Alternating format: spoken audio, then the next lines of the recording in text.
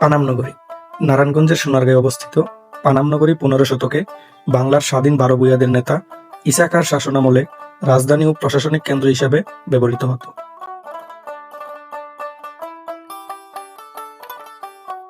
সমৃদ্ধ এই ঐতিহাসিক শহরটি সুলতানি, মুঘল এবং পরবর্তীতে ব্রিটিশ আমলের স্থাপত্যের এক অনন্য সংমিশ্রণ।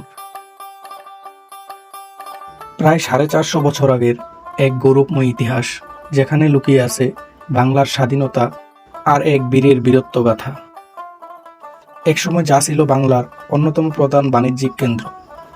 দিল্লির মুঘল সম্রাট আকবর যখন পুরো ভারত জয় করেছেন, তখন বাংলার স্বাধীনতা রক্ষায় বুক চিতিয়ে দাঁড়িয়েছিলেন বারো-ভূঁইয়ার প্রধান বীর ঈসা খাঁ।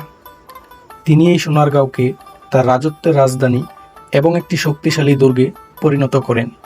মুঘল নৌবাহিনীর আক্রমণ ঠেকাতে তিনি চারপাশের শীতলক্ষা ও মেঘনা নদীকে ঢাল হিসেবে ব্যবহার করেছিলেন। ঈসা খাঁর বীরত্বের কাছে বরাবর পরাস্ত হয়েছিলেন মুঘল সেনাপতি মানসিংহ।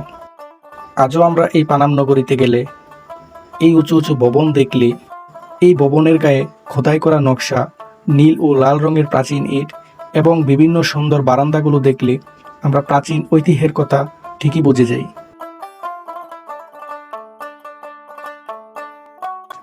ঈসা খাঁর আমল থেকেই এই অঞ্চলটি মসলিন কাপড়ের ব্যবসার জন্য বিশ্বজুড়ে বিখ্যাত হয়ে ওঠে।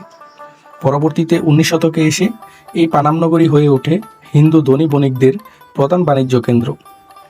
তারা ইউরোপীয় এবং মুঘল স্থাপত্যের মিশ্রণে তৈরি করেন অসাধারণ সব অট্টালিকা।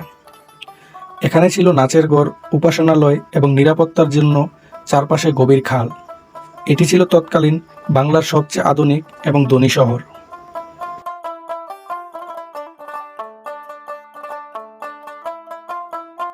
1947 সালের দেশভাগ এবং পরবর্তী সময়ে সাম্প্রদায়িক দাঙ্গার কারণে এখানকার ধনী হিন্দু ব্যবসায়ীরা রাতারাতি সবকিছু ফেলে ভারতে পাড়ি জমান।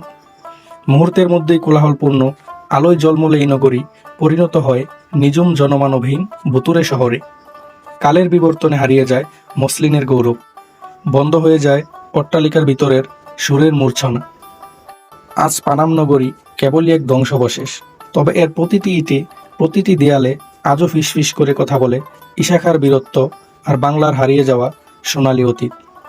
প্রিয় বন্ধুরা, ভিডিওটি ভালো লেগে থাকলে অবশ্যই আমার চ্যানেলটি সাবস্ক্রাইব করে পাশে থাকবেন। ধন্যবাদ।